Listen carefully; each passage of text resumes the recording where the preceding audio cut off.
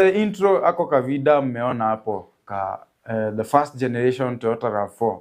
You know, I know I've said some not so nice things about EVs ama electric vehicles, and mi naweza sema I'm guilty as charged. Nimekubali makosa yangu, but hear me out. That was the old me. That is the person who had never sat inside an electric vehicle, let alone drive one through towns and through counties. So fast forward to today, I've just come back from one of the most eye-opening road trips, an EV expedition from Nairobi, tukaenda Murang'a, tukaenda Nyeri, tukapitia the Nyeri National Polytechnic, ambapo pale students wanasoma mambo ya engineering ya stima, wengine wako pale automotive engineering. So you know, if you fuse them together, inaweza make sense. So the same day, which was on Saturday, we spent the night in Nanyuki, and then the next day tukaenda Meru, tukaenda through Tharaka Nithi, and then tukamalizia Embu, where we spent our night.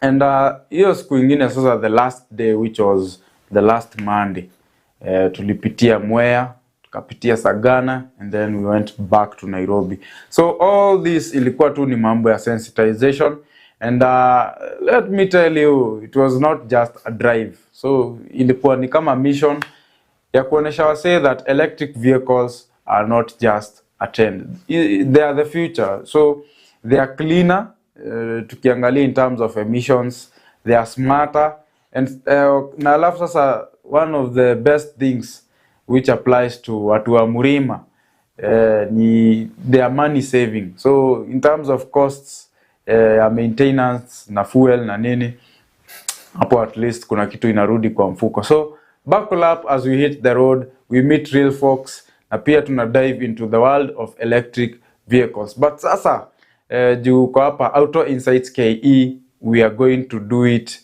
the Kenyan way. So I'm a Kenyan style. So we keti hapo hivyo, relax, tulia, and then sasa tukupange na hii mambo ya electric vehicles.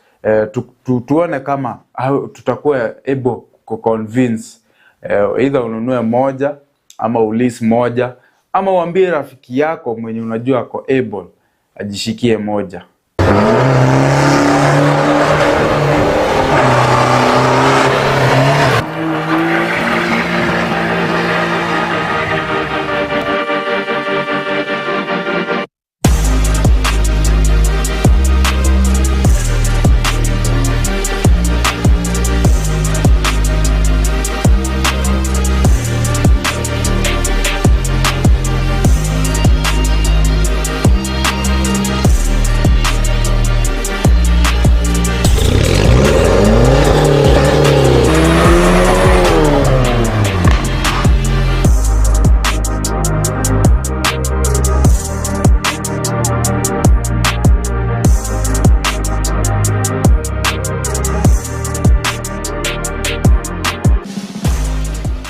So I want us to understand that in Kenya we have tariffs.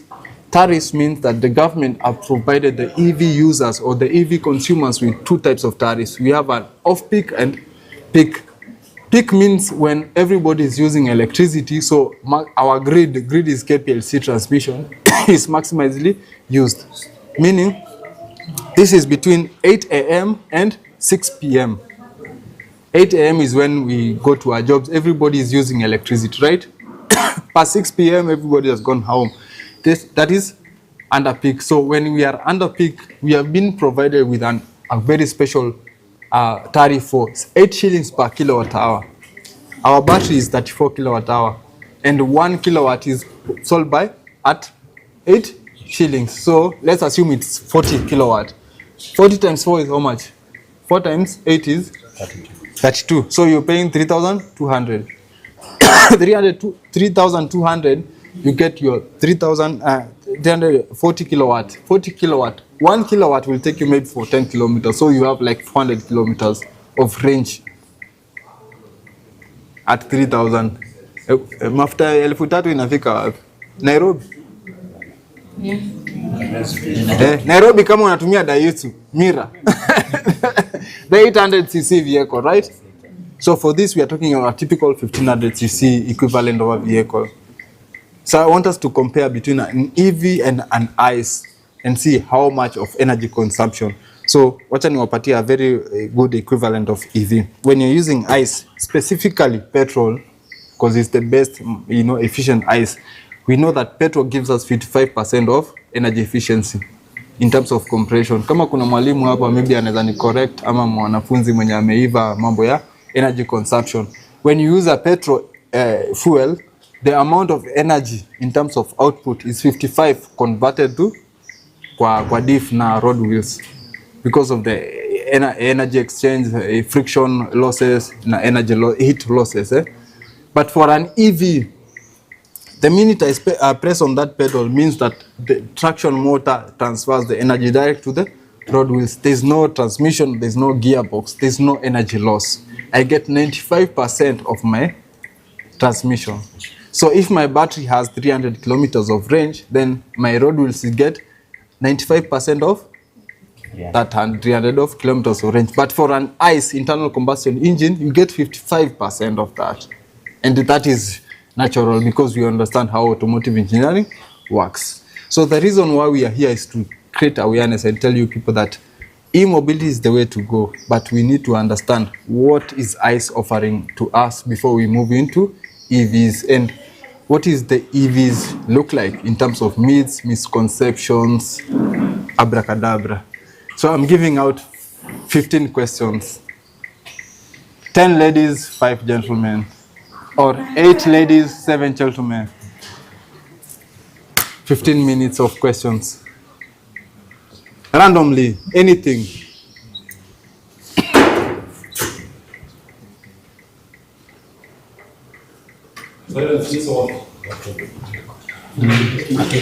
You can start with the HOD. HOD akona mambo. He's my good friend. Yes. Me, it's not a question as per se, but it's we are trying to understand the safety.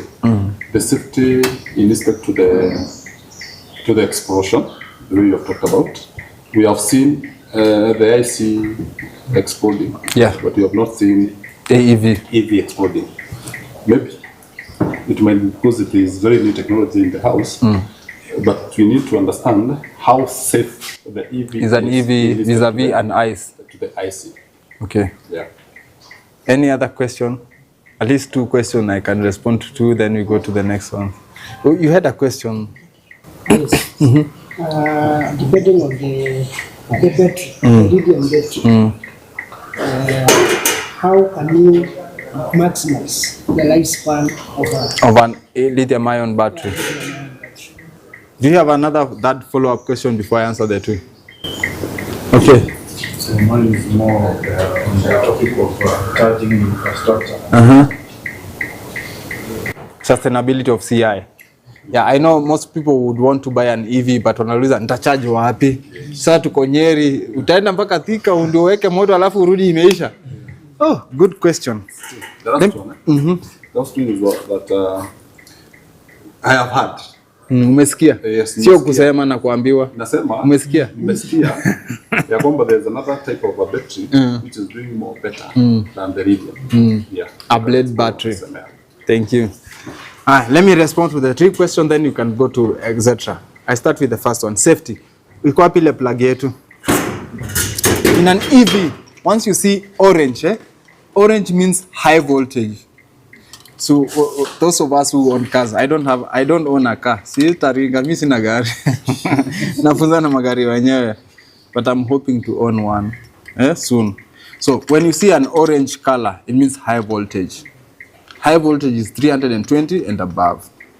Some people are tolerant to even 240 volts you can hold, and you can. For me, I am not tolerant. If I do 220, I'll be electrocuted with bars. And some people have, because of electron flow. Electricity is flow of electrons from negative to balance equation. So you go to negative to positive, then you optimize positive becomes neutral, then positive have to push electrons to negative so that we create that equilibrium.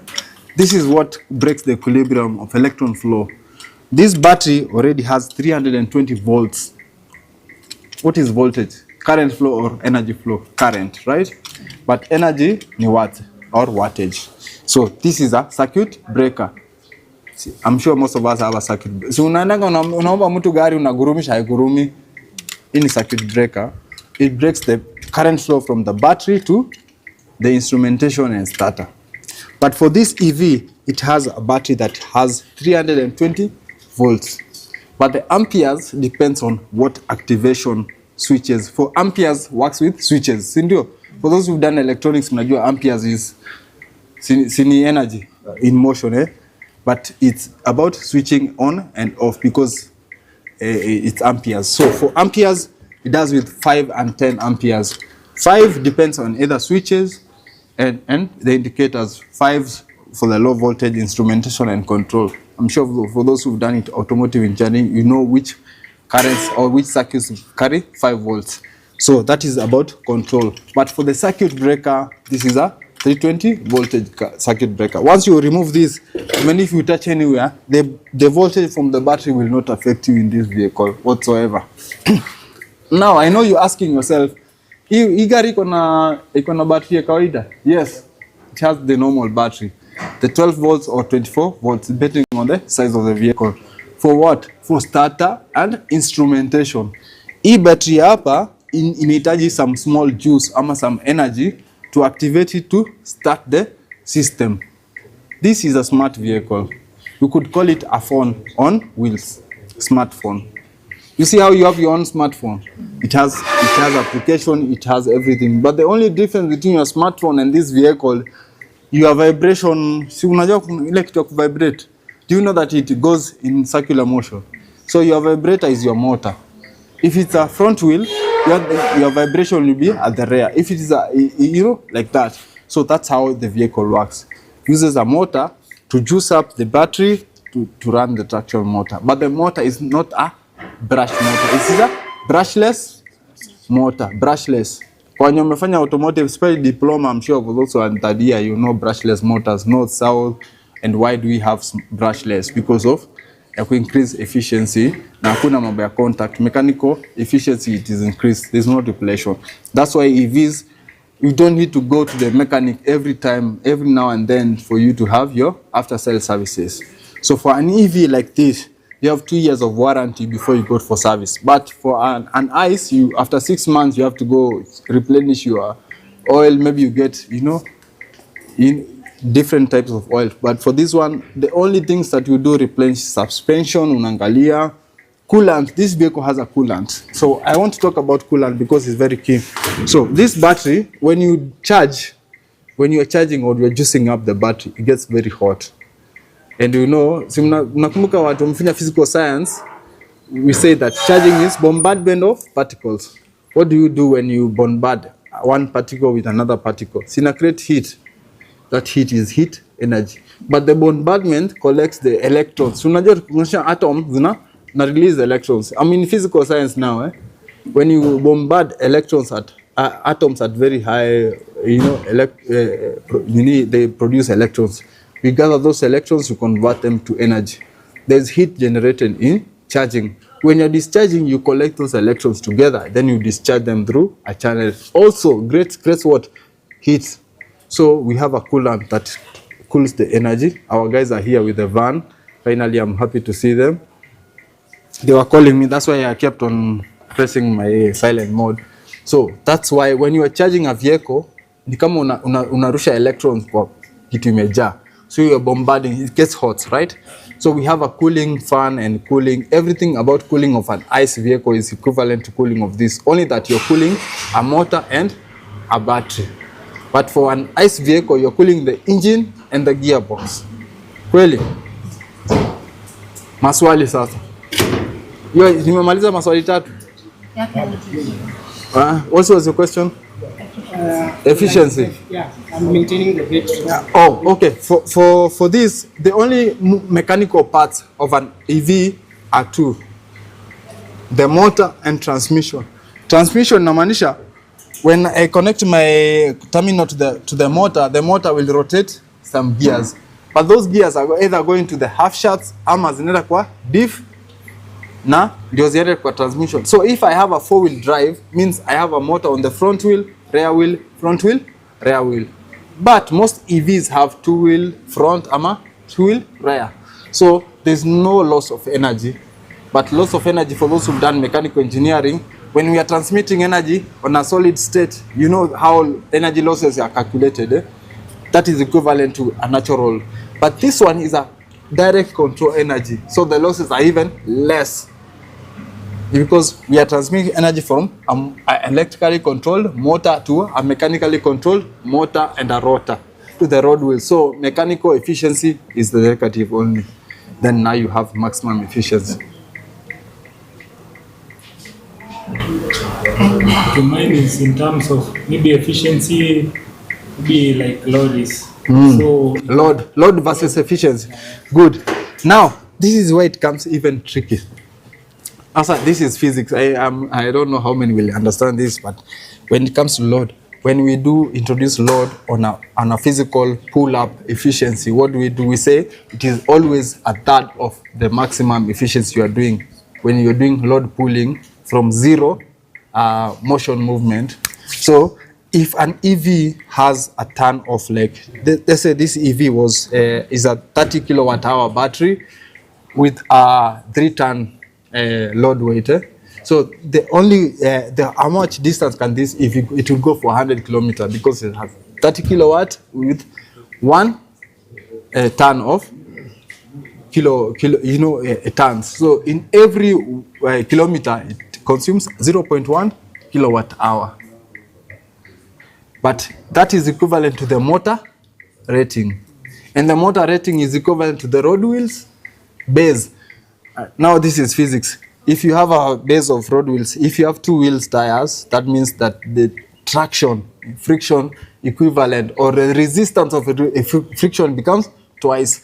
Same is the right wheels, and then now you go to the reduction of the gear reduction at the diff lock. Then you remove the maximum efficiency of the propeller shaft. Go to the motor. Give me the battery input, and then I give you the motor. You calculate the what? Power output. Hii ni watu wa diploma wanafanya national higher diploma. So this is where we go to maximum efficiency on an EV. But I will tell you that 1 kilowatt hour will take you for maximum of 10 kilometers without using maximum effort. So an EV, what is the equivalence of efficiency on an EV? An ICE vehicle, petrol, we rate it at 55 efficiency percentage. That means 1 liter of petrol ikichomwa inaweza kuwa na 1,000. Let's give 1,000 as a maximum efficiency. But generally, when we are speaking in natural languages, when you burn 1% of a kilometer of a petrol, it gives you 55% of energy equivalent. But when you burn diesel, it gives you 33 to 37%. But when you burn EV, that is electrical stored energy, gives you 95% of efficiency. Efficiency maanisha ile hiyo energy iko stored kwa hiyo tank. Kama tank ni ya 60 liters, ninasema hiyo tank inakupatia 60 kilowatt hour of energy over petrol, then a tank that is 60 kilowatt hour of battery will give you 95% of that battery is giving you. Because of energy losses, because of heat losses. Alafu transmission. Remember, an EV doesn't have a gearbox, haina propeller, iko na motors, na motors iko kwa mguu. Na kama kuna propeller, that is where you initiate the propeller ama transfer case losses of energy. Another question. Please. Now considering these EVs are relatively new technology, then I saw again like Toyota are kind of developing an hybrid engine inatumia hydrogen, which they are saying is more efficient for load. So is there a probability ya toke kwa EV bandwagon turuke kwa Actually, a hydrogen propelled vehicle is still an EV. I want us to understand, an electrically propelled vehicle is only that it has something called traction battery. Haina EV battery. Hiyo maneno EV battery, there's nothing like EV battery. It's called a traction battery. Means that it stores energy for traction purposes. Ni kama mimi niweke damu alafu niambie kimbia mpaka Mombasa, mimi nitakimbia as long as niko na hewa. That is exactly what I'm meaning. So when you have an hydrogen vehicle, what an hydrogen does is hydrolysis. For those who understand chemistry, hydrolysis, you break hydrogen, una mix na nini? Oxygen. What do you get? Water. So hydrolysis, it has the maximum energy production. It is a reaction that gives you maximum hydrogen or energy output. So when you are breaking hydrogen with mixing with water, that is where you get your electrons, because you have to break the hydrogen equate H alafu equate 2. How do you break one hydrogen into two hydrogens? Energy. So you break two electrons, you gather those two electrons. And in oxygen, how many oxygen has how many electrons? 2 more. That is chemistry. Tumeenda chemistry. I hope those will follow me. So we have 4 electrons. Can you imagine 400 of energy efficiency? Breaking hydrogen and water with oxygen, you get electrons. But now that is the hydrolysis. Hydrogen creates electrons, they charge the battery, then the battery used for traction, full stop. So it even extends. But storage of hydrogen, for those who've done chemistry and are very passionate about chemistry, you know hydrogen storage is very expensive. Hydrogen is a very unstable and an explosive chemical, or rather oxygen. So if you introduce oxygen to a hydrogen, it will explode. That is the amount of maximum energy we have in hydrogen. Yes. Have I answered your question? So hydrogen is the future of EVs, but it is a very expensive technology at this time. If you use hydrogen for maximizing energy efficiency, way to go. That's the future. But for now, we have to start small and R&D and see how do we minimize the input of hydrogen in terms of income generation, and now see how we can maximize energy efficiency. Last minute, we don't have time. One last minute. Cost, no more question. Cost, when you compare this cost of this vehicle against an organic. So cost, to draw the line, cost equivalent between an ICE and EV. An EV is double the equivalent price of an ICE, but after sale services, 4 times less. And in terms of income generating, if today I buy an EV worth 5 million and you buy an ICE worth 2.5 million, in the next 3 years, if you're working in the matatu sector, I'll make more money than you, because I'll not go to the charging station, I'll not go for the servicing. So yeah, and you will be paying less for fuel, which is electricity. What about the last one? electromagnetic radiation? Now EMF. Not just electromagnetic radiation, but in EVs we have something called regenerative braking.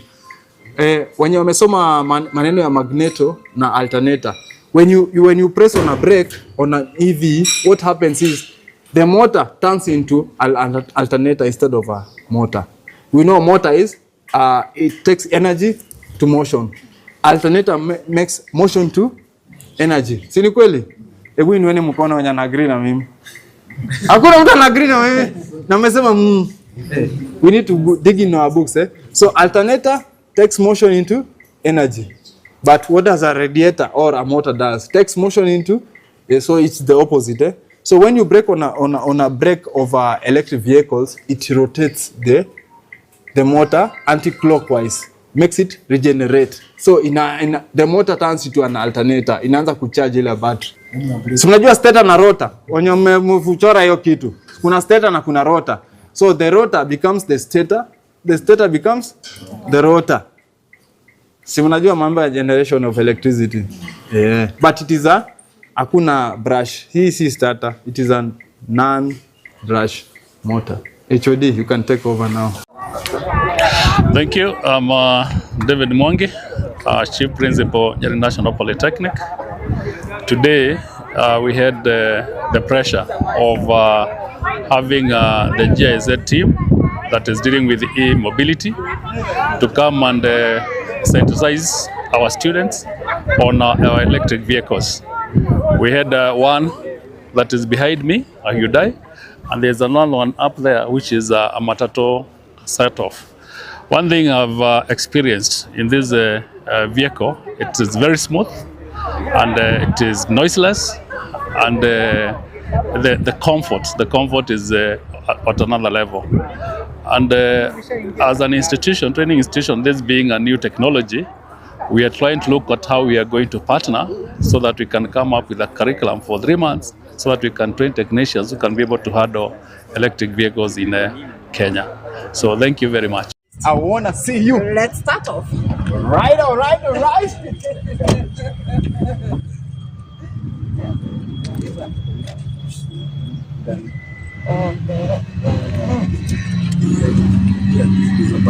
Oh, nice. So which by the seat, like that. Oh, nice. Nice. You're good. Wow, this is actually the beast. Yeah. There's switch on. Switch the button.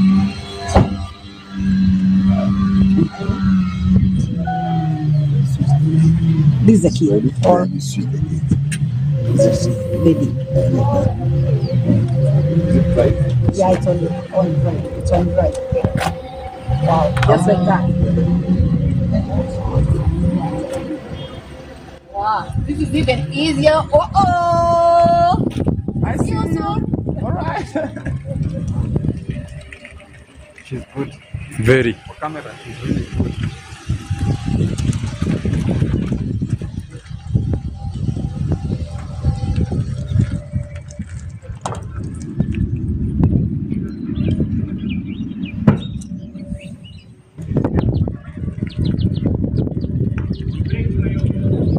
What an experience. Better feel it. Better get it. Wow. Tell them what is your experience. Wow, what an experience. You're gonna feel it, get it, connect with Ika. Bravo.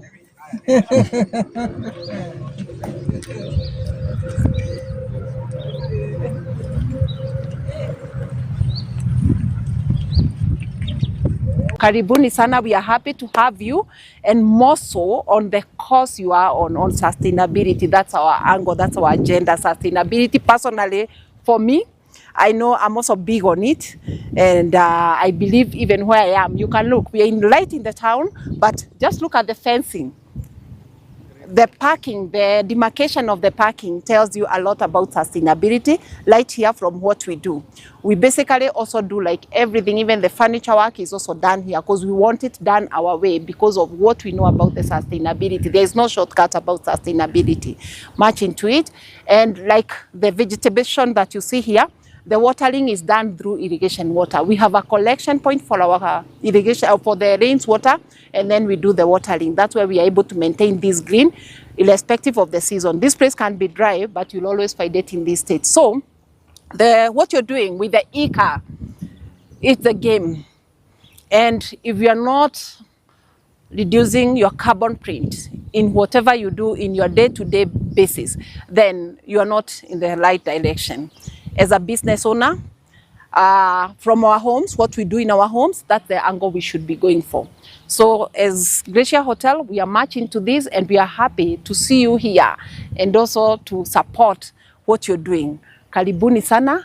And as you go on, we believe that this will be the way to go, and you'll advocate this to the globe. And the Kenyans will also receive this. It's not about the cost. It's about the big vision. How far are you going with it? I may bite price right now, but it will serve me for longer duration, and I'll also be taking care of the environment. So why not? Why not? I've just had a ride with this one here. Yeah, basically I can be one of the drivers for the Wangige, Ruaka, Ruiru. Yeah, when I grow up, I want to pursue that. Anyway, karibuni sana, and keep up the good work. Yes. Good. Ladies and gents, welcome to day 2 here in Nanyuki. We are at Glacier, we have the Wuling Air, we have the Hyundai Kona, the KYC V7, and the Green Shark there. Hi guys, my name is Brian Kikimoi, chairman of Electric Car Society, and we organized this, and it's a 3-day road trip from Nairobi. Yesterday we started off yesterday. We got from Nairobi to Nyeri Polytechnic, which was very, very interesting, exciting, and all that. So today we are in the second day, day 2.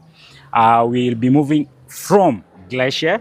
We'll be heading to Meru, Greenwood Mall to do EV activation and awareness session. And then after that, we'll be getting to Chuka to do the same thing. So guys, you're missing a lot, man. So we are left with 2 days. Today and tomorrow we'll be having we'll be finishing tomorrow. So guys, watch this space. Be electrified. Bye-bye. Hello, Africa. Karibu, Kenya. We are at Nanyuki. This is the equator. And my name is Pius Wabome. I work for GIZ as the e-mobility advisor for the country. And I really am focusing on e-mobility adoption, acceleration, and focusing on building capacity and skills in the e-mobility sector. Yesterday, we had a very, very fruitful day. We drove all the way from Nairobi up to Nanyuki. We are trying to show people and trying to help them understand what is range anxiety, and we're breaking the barriers around Mount Kenya. So today we are starting day 2 from Nanyuki all the way to Embu. Looking forward to conquer more terrains and conquer the Mount Kenya as we show people or prove to people that range anxiety is no longer a problem and the future is electric.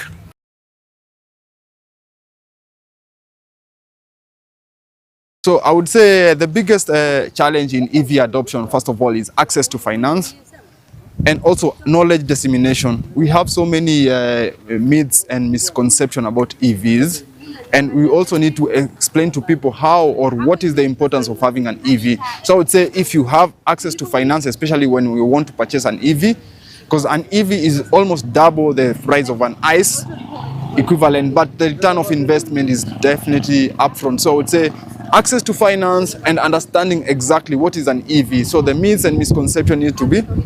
So I would say those are the 2 biggest challenges. And now an EV is bringing now a good solution, especially for the industry in transport.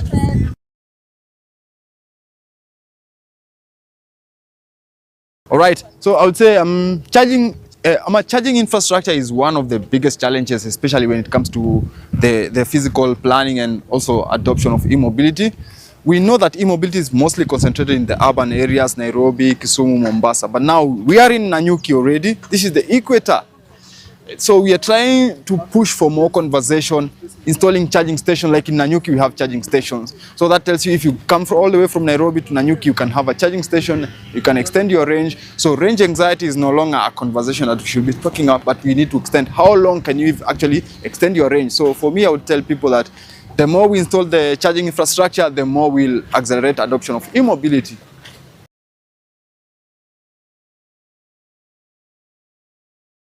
I would say, like I said previously, access to finance is one of the biggest challenges for e-mobility, because before you get finance, the financier has to understand what's your business model, what is the return of investment when they're giving you that loan or that finance or grant. So we need to come up with some very, very smart solutions into e-mobility, because e-mobility is a carbon footprint mitigation action, which is a good thing. So we are looking and exploring on different financial models to support transition from the ICE or internal combustion engines to e-mobility, which is a zero emission vehicle, and reducing carbon footprint. So we are talking to banks, financiers, try to understand how do we get into carbon credits, how do we get access to grants and financing the startups, etc.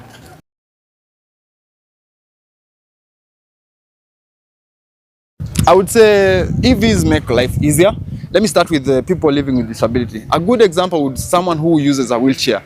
An electric wheelchair is more effective, efficient for someone living with disability instead of using a manual wheelchair. So we are seeing the impact of e-mobility in helping even inclusion of even gender. We have different models of motorcycles, scooters, etc., just because of e-mobility. So as a new industry per se, I would say it is creating a new platform for women, youths to come into this platform so that they can show what they have and prove that actually they can bring something on the table that is tangible. So I would say e-mobility is a good platform to enter the market for women, for youth, and anyone who wants to venture into the transport sustainability.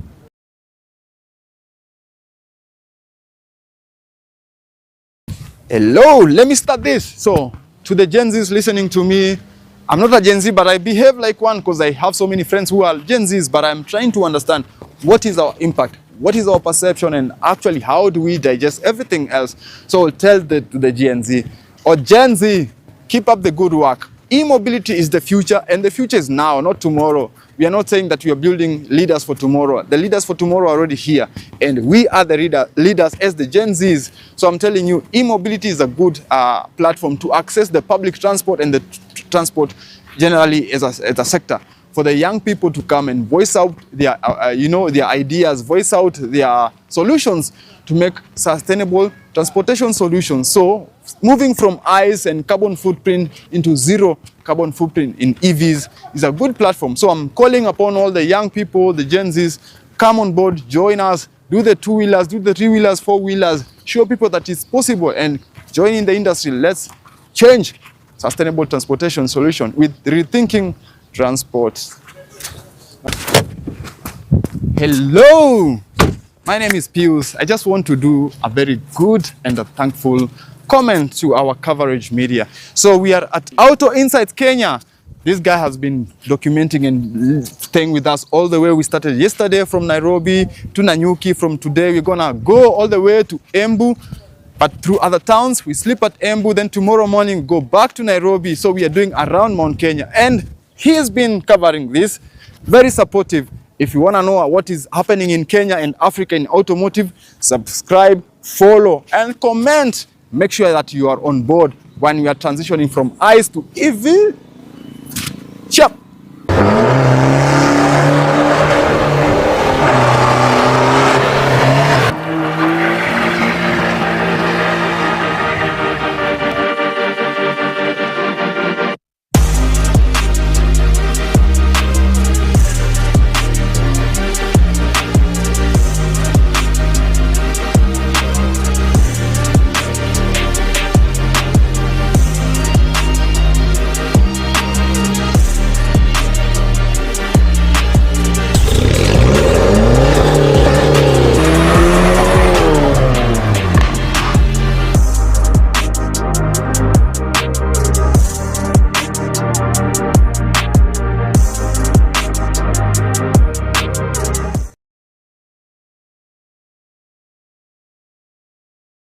wa kaunti ya Laikipia na matura mwere marigicĩirie wa kerĩ tarĩki 17 mũrutĩri wa gatandatu kambuni ĩrĩ ngumo na wĩigĩrĩrĩki mũnene wa wendia wa mĩgũnda ya Golden Green Properties Limited nĩracera matũra-inĩ matiganĩte gũkũmenyithia maingĩ megemainie na wendia wa mĩgũnda. Mũgithi ũyũ ũkahũrwo cabi harĩa Equator werekere Baraka, Sweetwaters, Merera, Matanya, Thome, Mare, Narumoro, Mariro, Bagoreti, Ishuga, Rikie, ũithikĩrĩrie Nanyuki Town ye ndũkanahĩtũkwo nĩ mwago ũyũ wa kũigithia. Golden Green Properties Limited, your investment partner.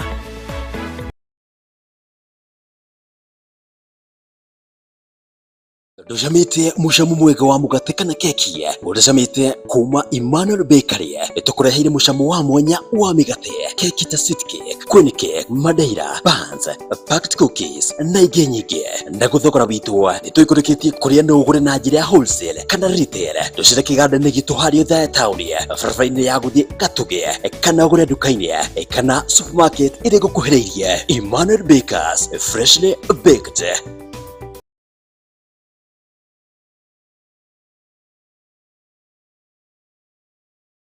Uragura indo cia ũtheru, electronics, irio na ingĩ nyingĩ goro nĩkĩ. Cera Emmanuel Supermarket wĩgwatĩra indo ici na thogora wa thĩ biũ. Oho wĩna mweke wa gũcagũra kĩrĩa ũrenda, amu twĩ na indo mĩthemba ĩtiganĩte. Tũcere supermarket-inĩ citũ taũni-inĩ ya Othaya, Kĩawara, Kĩrĩa-inĩ, Kangema, Mũkumbo-inĩ na Kamune. Wĩke gũkenera motungata maitũ, amu kũiganĩra gwaku nĩkĩo gĩkeno gitũ.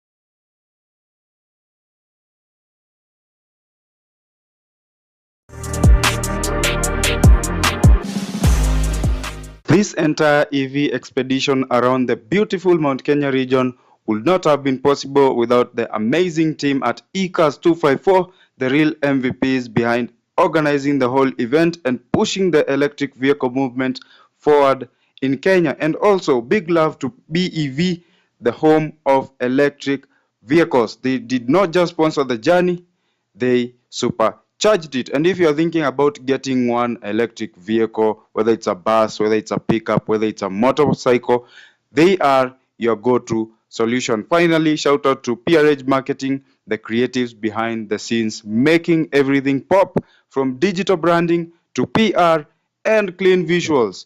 They are the plug for all things professional. This journey, this video, these vibes, all powered by them.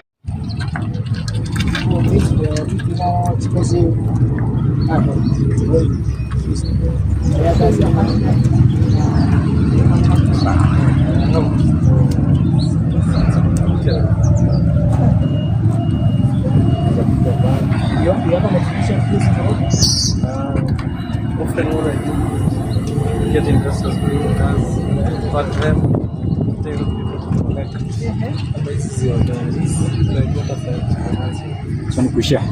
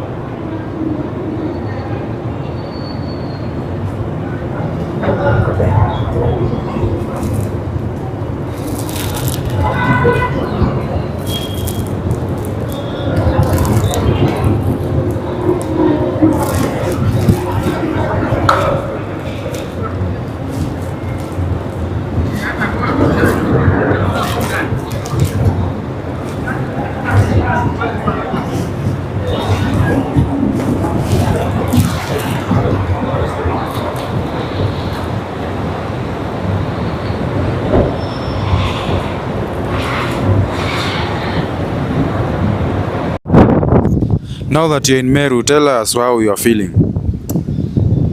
Meru, ICAS 254. Very interesting, adventurous. We went through meandering on the roads, but this is an experience of a lifetime. And we are here at Greenwood City Mall. Greenwood City Mall. And we want to do activations, EV activations, and sessions with the locals to create awareness of electric cars and to push and to drive the adoption of electric cars in Meru County and Mount Kenya region as a whole. So we are having a blast. You're missing out. Yes, thank you. Meru is doing good. We are glad to be here. It's been a good journey, and we hope that everyone will see how we are having a good alternative with e-cars, and it's good for mobility. So we hope to see more of this coming. Yeah.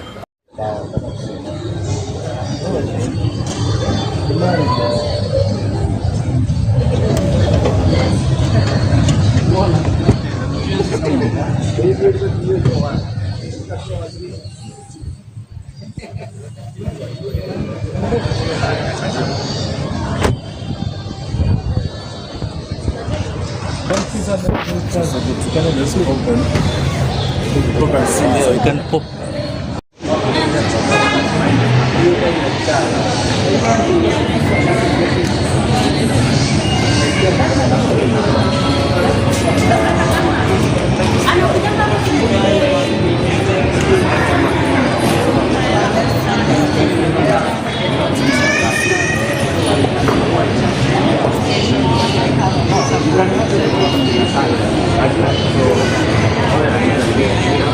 Tendo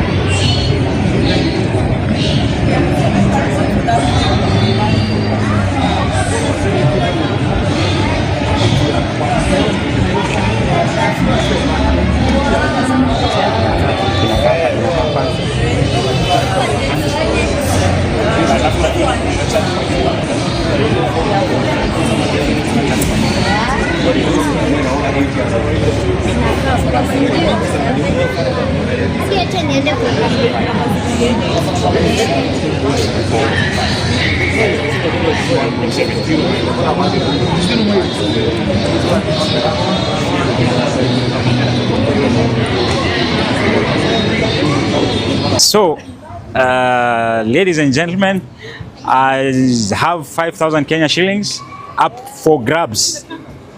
And we're going to get someone random here to prove to show us an engine, whether there's an engine, all right? So I have 5,000 Kenya shillings to give up for grabs to anyone who will be able to meet this challenge. So I'm going to get some random people over here so that we get who we'll work with. They are coming. And let's wait, let's see. I have 5,000 shillings up for grabs for any stranger here who is able to show me an engine. So let's wait and see who I'll challenge. I hope they'll not box me, eh? Okay? All right, let's see. Hi sir, I have 5,000 Kenya shillings to give you up for grabs. I have a challenge.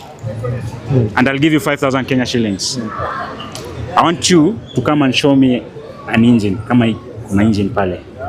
Ukipata engine pale, I'll give you 5,000 Kenya shillings.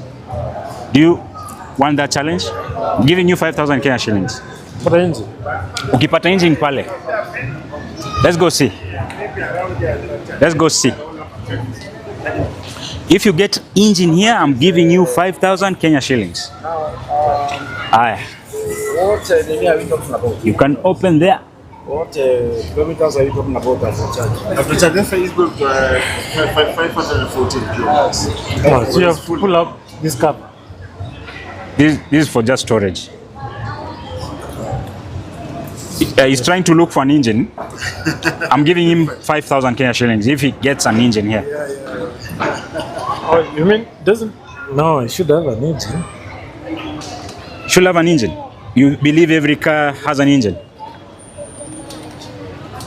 Now, are you giving up on my offer? Now I want to introduce you to electric cars. Have you heard of electric cars? Definitely. Yes, electric cars do not have engines. Oh, they don't? Yes. What you do is simply, they have what we call battery, which powers it. And you can charge an electric car using just a home socket, as you can see. You just take this one, you place it here, you charge it, home socket. And this one will give you, when you fully charge it, it will give you 500 kilometers worth of range. The other one will give you 200 kilometers worth of range. Depends on the size of the battery. The size of the battery. Na ile, uneka tu 14 units of electricity. Uneka tokens ya 400 and it will take you 200 kilometers. Huh? This one, uneka token ya 64 units, that is 1,500 shillings. It will take you 500 kilometers. That is the range. Have you learned something about electric cars today? Any question? Definitely, very many questions. I can't ask many questions. All right. Because believe there's some moving parts here. Yes. No So service. No service. There's no oil change, oil filter, all those kind of things. No service at all. No, that's basic service. There is No. advanced service. No. Their brakes, their whatever. They're moving Of course, parts but ile service tunafanya every month after every 5,000. No. We don't have oil change. We don't have air filter. Those things, there's no. That's basic. What you do here is brakes and brakes and tires. There is no coolant. There is no. No. This coolant is just for battery. Just to cool the battery. But it's not the coolant we think about. It still uses the tire rods. It still uses the. Exactly. So what these cars is battery, motor, that's it. In fact, the car itself is battery. It's like somebody selling you battery. The price of the car, a bigger percentage of it goes is the battery actually. Any other question? No. Makes sense? And we also have a variety. Let me give you this brochure. We have a variety of cars. Definitely, it can be the same power. With the Yes. So we have a variety of cars and all that, and we have a movement where we are promoting the adoption of electric cars in the country. So I hope you've learned something today.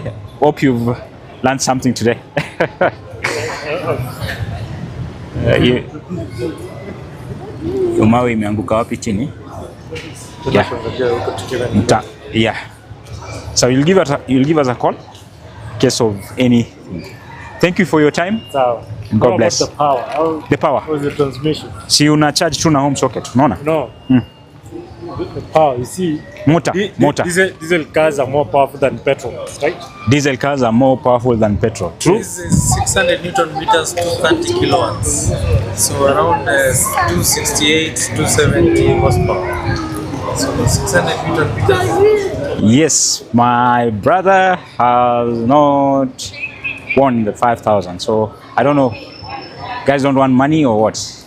But it's also a good way to get guys to learn about electric cars and just a good challenge. So I believe we'll need to get a lady so that we balance the whole thing. So let's look for a lady and then we do this. All right? Okay. How you doing? My name is Brian. Yes. Now I have 5,000 Kenya shillings up for grabs. You love money. You want money. So I want to challenge you to show me an engine in that car. If you show me an engine, I'm giving you 5,000 Kenya shillings. Can we go? Let's get to see it, right? Yeah. Fine. Yeah, you can. Yeah, you don't know. But you know, you've heard of an engine. You know a car is owned by an engine, eh? No engine. Yes engine or no engine? All right. Thank you. All right. Now, before you go, this is an electric car. It does not have an engine. It you charge it with the home socket. And when you charge this car, when it is fully charged, it takes you 500 kilometers. This one will take you 200 kilometers when it is fully charged. And do you know how much you spent? You spent 400 shillings on tokens to get it to 200 kilometers full charge, and this one you spent 1,500 Kenya shillings. Have you learned something today? Yes. Any questions? No. Any answers? Any comments? Any compliments? Okay. Good. Thank you for your time. All right. Ule mwingine. Come. Hello. Hi. My name is Brian. Treasure. Yes, I have 5,000 Kenya shillings up for grabs. If you take this challenge. No, thank you. Maybe another time. You can take this challenge. Thank you so much for today. Maybe next time. I wanted just you to show me an engine in that car. If you see an engine, if you show me an engine, I'm giving you 5,000 Kenya shillings. I really don't. Do I even know where it is? Yes. Surely. Come see. Come see. Yeah, come see. Yes. This is an electric car. Yes. Yes. Just look at it whether you can see an engine. Can you see an engine? If you can see an engine. Wow. Is it that one? No. That's not an engine. That's not an engine. All right. See it anywhere. What's your good name? My name is Kendi. Kendi, this is an electric car. Okay. It does not have an engine. Yeah, sure. Okay? Yeah. So how does it work? It has a battery Okay. to power it. Yes. So how do you charge that battery? You Yeah. use it. Okay. And you use, what you do, you can charge it at home. Okay. All right? Yeah. And once you charge this car to full charge, it will take you 500 kilometers, and this one will take you 200 kilometers. Okay. Yes? And you spend only 1,500 here to full charge, and then you spend 1,500 shillings to take you 500 kilometers, and this one you spend only 400 shillings to take you 200 kilometers. Have you learned anything today? Yeah, sure. Are you going to pass the knowledge? Yeah, to others. All right, so let me give you this. Let me give you my card. And then you can have this as well. Yeah, so there are many variety of cars as well. Okay. Yes, that All of them they are electric. electric. Even you have a matatu, electric matatu there. Yeah. Yeah. And then we have a society we are running. Okay. It's a community of electric car owners Okay. and enthusiasts. You can go read about that. Okay. Thank you for your time, Candy. You're most welcome. That's a good gesture from you. Thank you All so right, much. I know you're a busy person Yeah, and sure, all sure, that. sure. Yes, Thank you yes. so much. Thank you. Good day. All right, good day. So we have all these people, they are not able to identify an engine. I was willing to give them 5,000 Kenya shillings, but I'll stay with my 5,000 Kenya shillings, go take my coffee, because guys cannot find an engine in this car. So we've seen both male and female, not able. So I believe it's high time that we educate people about electric cars and to show them the importance of switching to an electric drive. So mimi wako Brian Kipkemoi, wishing you all the best as we electrify the future of mobility.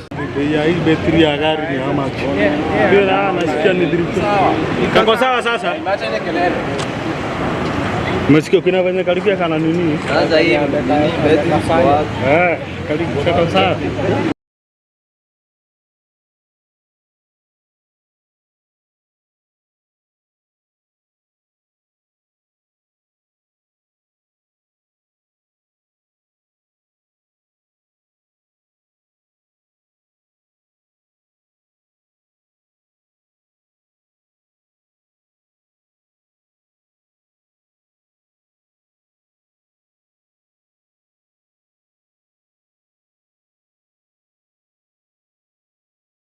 Kwa majina naitwa Daniel. Mimi ni mkaaji hapa hivi Nairobi.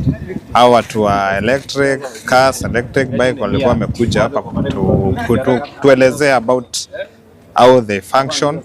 So on my side nimeendesha hii bicycle, inakaa tu like inakaa bicycle lakini ni electric. So enyewe hauchoki ukiwa kwa barabara. Na tuseme sasa kama uko na shughuli kidogo kidogo ya town inakusaidia sana, kwa sababu kitu kama tuseme unaepuka kitu kama jam, na kitu kingine tuseme unataka kutoka kunaenda kwa bank fulani ama unaenda kufanya shughuli hivyo itakusaidia sana. Na kitu kingine si cost as in si kitu like utaweka mafuta. Then kitu kingine si kitu mzito, so hadi unaweza sukuma tu for fun. Yeah, that's all. And shukran sana. Okay, kwa majina naitwa Jackson, mimi ni mkaji hapa Embu. Na kusema kweli hii bike iko fiti tu, like kwa shughuli zako ukiweza amua kushika hii bike itakuserve tu sana. Nashukuru. Kwa majina mimi naitwa Gabriel Mutugi Mureithi, mimi natoka hapa Embu. Kwa vinye nimeona hii bike iko tu sawa. Ni mzuri, inarahisisha kutembea, ukienda nayo kwa soko na kazi zingine ama kazi. Na kusaidia hata kuripoti mapema kama unaingia job. Iko tu sawa, iko fiti, haichokeshi. Na iko comfortable ukiendesha. Kwa majina ni Victor Mugendi, photographer wa Embu. Haka kitu ni kanoma. Kwanza mimi nikishika haka kwanza hiyo majob zangu tu kuziride, hakuna kuchelewa mboka. Kako fiti, okay. Kwa na kichere, shika kama hii, itakusawa. Kafiti.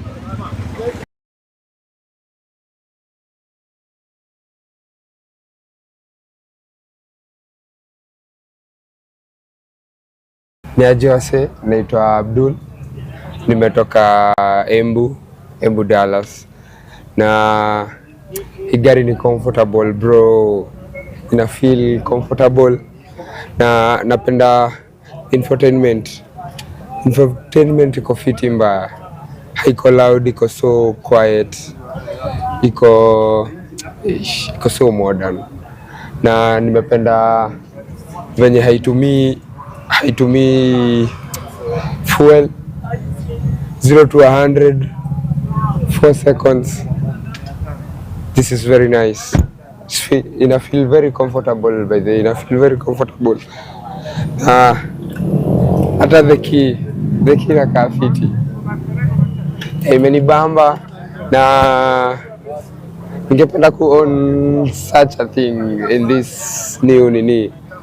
Na bedhe ati ina full charge na 2,000. Kwa hivyo kuminukiwa Embu ukienda Nairobi, 1,000 inatosha, so punch. Iko sawa. Gari iko poa. It's a nice thing na nimekuwa tunaiona kwa nini. Inakaa poa. Okay, mimi kama Gen Z naweza buy Motijo. Kwanza inakaa fiti. Mrembo wangu anaweza nice.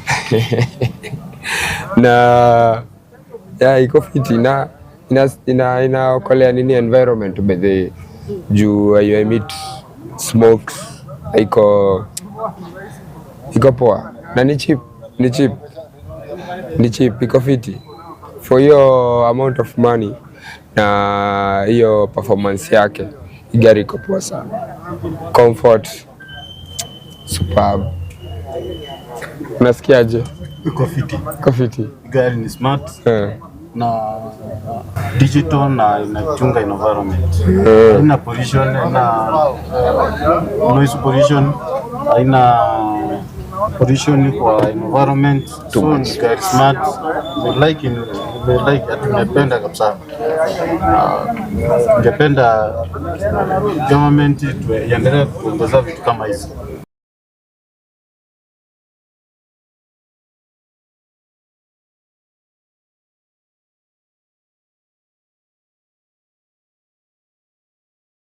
Hii ni mafuta mawabling. Hii ni mawabling ama ni magede? Ni magede bana. Hii ni coolant. Coolant ndio. Coolant ya kukula. Ya kukula. Sisi tumetoka China ya tuere. Ya kwa nini coolant inamaanisha?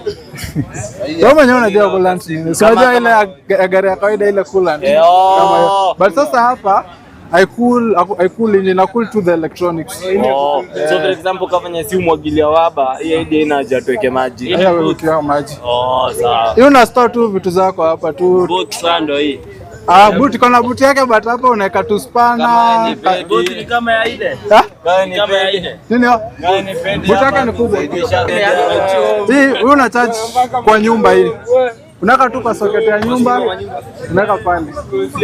Usiku gari inapata tu moto polepole, asubuhi unaanza scooter. Ni stima. Unaona hakuna engine hapa.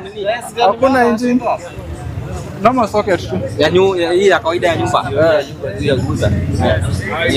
Unakuta hata kwa extension unaweza kwa extension. Ama utafutie mahali ka socket hapa tuifanye practically one. Unaweza kwa extension. Kwa extension as long as the extension iko sawa. Unaweza weka. Lakini ikiwa nataka socket sana. Nataka socket. Sasa ina ijai si inakuwa nini? Hapa ni storage tu. Unaweza weka kitu yote, unaweza weka charger kama hii hapa. So sasa inafanywa nini? Fanya aje hii ni gari bila tunasema ni gari bila engine. Bila engine. So hii sio engine. Haina engine. Hii ni stima. Ile motor iko hapo na motor na inverter hapo. Hakuna engine. Inagurumiza na nini? Okay, ina function kama gari ya kawaida. Ichukulie tu kama gari ya kawaida. Ni wewe sasa umetoa fuel tank. Sasa hapo ukaweka battery. Ukatoa engine, ukaweka motor. So kila kitu kingine na function kama kawaida. Hata brake pedal iko hapo, accelerator iko hapo. Kwa hivyo unaweza kutoa hii uweke engine. But once umeanza kuendesha hii, uone vile inakusaidia, huwezi hata fikiria maneno ya mafuta tena. Iko na power, iko na speed. Hii top speed yake ni 220. 220. Na nguvu yake inakuanga instant. Ukikanyanga hivi kwenda. Hakuna ile neno ati mafuta kwanza iende sijui wapi. Ujue hiyo moto, unaona moto iko hapo chini, imeshikanishwa direct kwa miguu. Na hii ni ya nini? Hii ni ya kucharge. Una charge na stima? Sio hii unaweka kwa socket. Unaweka kwa socket, alafu unakuja una plug. Sasa utaenda kwa mtu kumwambia kuchanjie. Ama kwako unaweza chajia kwako. Alafu pia kuna saa hii unaona vile kuna na petrol stations. Kuna watu wanaweka vitu zinaitwa sasa charging station. So ni place unaweza enda ucharge gari yako fast. Hiyo sasa ni more fast chargers. 30 minutes gari imejaa 500 kilometers. 30 minutes. Unaenda 500 kilometers. Kama hii ni 500 kilometers. 500 kilometers. Uko umecharge sasa 30 minutes 0 to 100. Ukicharge na fast charger. Kwa hivyo charge unaweza enda na Nairobi na urudi. But ukicharge kama hii inakuwa convenient kwa ule mtu sema hayuko kwa biashara. Ule mtu anaitumia tu kila siku kuenda kazi, ofisi ni nini. Cause it takes 6 to 8 hours. Na hii inaitwa aje gari? Hii ni Hyundai. Hyundai Kona. Na Hyundai original. Na hii ndio ile? Kuna hiyo na kuna matatu, kuna hii matatu pia ni stima. Hii. Hiyo ni stima. Pia hiyo ni stima. Hata iko kikao hapo utasikia hakuna sauti yote inatoka.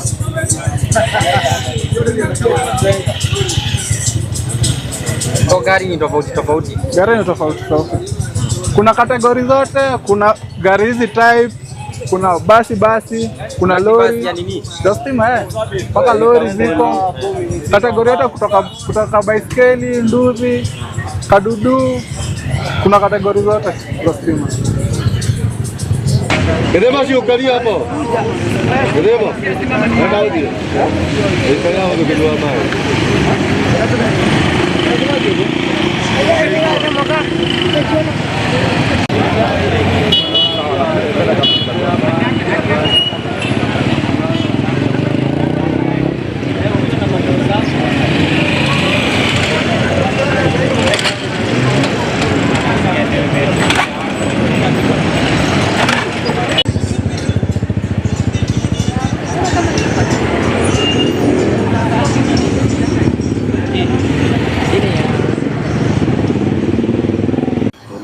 Yes, I'm John Ndwega Mate, the founder of Pema Driving School and plant operator in Embu County.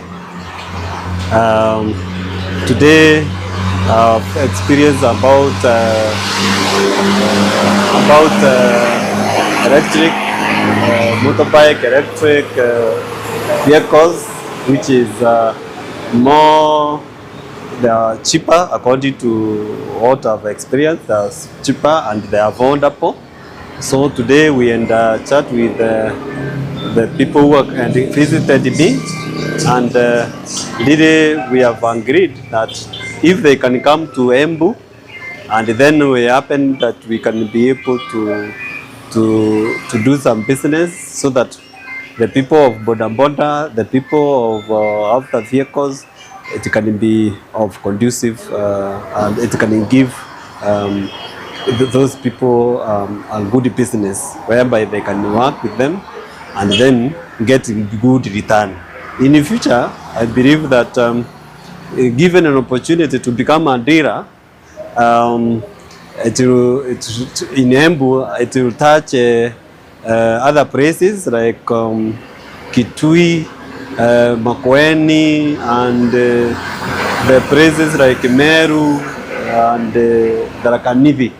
So I believe that if it can be extended to even to other counties, we really can appreciate. So for these electric vehicles and motorbikes, I think they have done a very good job, because those vehicles and those motorbikes, they don't have a lot of maintenance, and that way we are economically will be better than any other time. So we really thank God for them, and we appreciate for the work that they are doing, and may God bless them. Thank you. So I hope you have enjoyed, and I'll tell you what I learned after a 600-kilometer journey in electric cars. Number one, range anxiety is real.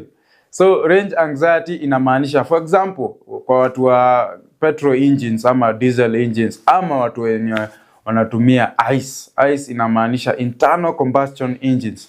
So for those people with engines, tanki yako unajua inakuanga na liters.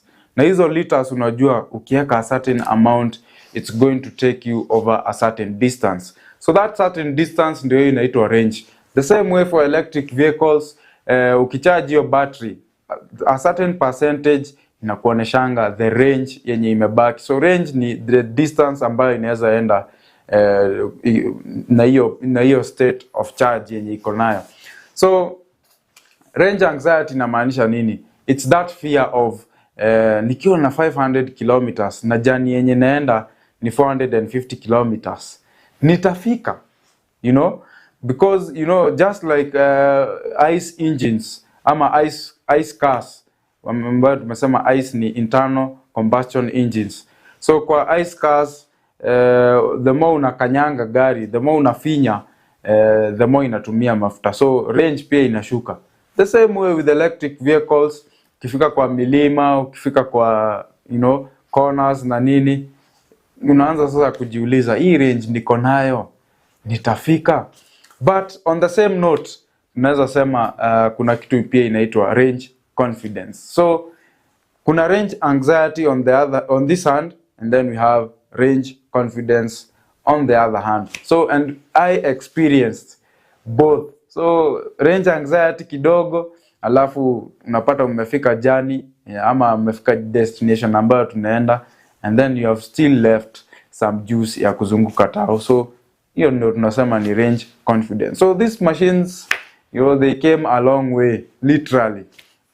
And I enjoyed na nikaongezea confidence kidogo, especially because I'm someone who loves ice cars. So the second thing I learned, sasa hii na apply kwa watu wa Mrima tena, the savings on electric vehicles are insane. So number one, hauna engine, so meaning in terms of fuel, utaifikiria mambo ya fuel tena. And then bado hapo tu kwa engine, so you have moving parts, you need oil, you need vitu mbili tatu hapa. Yani unapata the engine compared to electric vehicles, itakuwa na more things to go wrong. So utapata piston imeanza ku lose compression, unapata the rings zimeanza kuisha, unapata bearings zimeanza kudedi hapa na pale, and those things replacing them, mambo ya sparks na nini.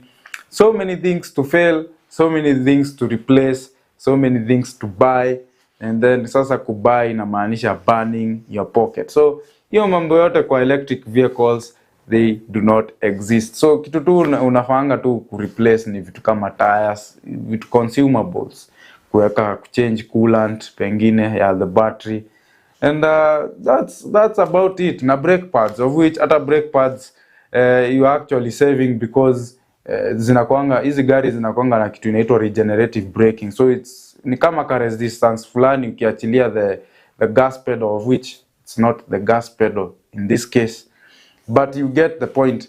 Ukiachilia, ukirelease, the motor now becomes an alternator, gives charge back to the battery, at the same time controls the vehicle in terms of speed. So hauhitaji kutumia your foot on the brake. So brake pads pia zina reduce wear. So unaona, in terms of savings, watu wa Mrima wanajua electric vehicles are things that zitawafurahisha sana.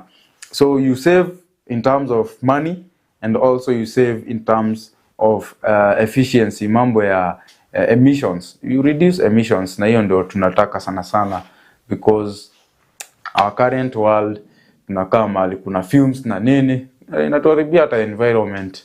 And so electric vehicles, in terms of savings, financially, and also the green way, they are doing very okay. So the third ama the last, I think I'd say Kenya is ready. Maybe not fully there yet, but the reception from everyone we met, uko kutoka Embu, kutoka Meru, hizo place zote, it was very clear. People are curious, people are open-minded, people are open to switch. Wote wako hizi vitu zikikuja wamezingojea hivi, especially watu wa boda, the electric bodas, zizo zinaonekana ziko na market kubwa, and the matatus. Watu wa matatu kumbe wanga mnakapitia, you are waiting for that chance ya kutest hizi vehicles. Inaonekana ni kama hatukuwa the same page. Mimi nilikuwa nateta nikisema engines are the best, alafu nyinyi mmeni backup, kumbe ni kinyume nyume. Electric vehicles zikikuja mna shift faster. Anyway, I think we share the same concern, the same opinion. I felt that they are, in terms of power, they are very adequate. Hata ziko na more power than their ICE equivalents. And then the talk, the talk was very nice. So kama unabeba mzigo ama kama una our dereva murima wenye wanapenda kubeba excess, the power and talk will be more than adequate. So I'm going to admit it, I was a bit skeptical, but now I'm very excited to see what's coming next, especially in the e-history electric vehicle. So thanks for rolling with me on this journey. Do not forget to like, comment and subscribe kwa YouTube. Alafu sasa kwa socials, kama una watch Facebook, utapata Facebook at GTN TV Digital, ama kama unataka kunipata on a personal level utanipata at Mayspeaks. Hiyo ni MAYS alafu PIX. Na pia on other socials kama Instagram utatupata at GTN TV Digital. On my personal level utanipata at Auto Insights KE. TikTok GTN TV Digital 254, alafu yangu ni Auto Insights KE. X pia utanipata Auto Insights KE, and then pia utatupata at GTN TV Digital. So kama unataka story kama hizi na zingine, make sure umefanya hiyo mambo yote, ume-like, ume-share, ume-follow, ume-subscribe, hiyo mambo yote. So whether you are team petrol, wewe ni mtu wa diesel ama ni electric, keep the wheels turning. This is Auto Insights KE, hosted by Mason Njuguna. See you on the next ride.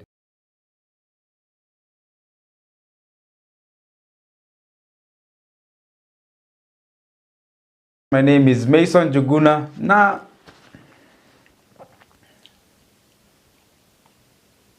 Wherever you are watching this from, welcome to another Whether when it's team petrol, diesel, ama electric,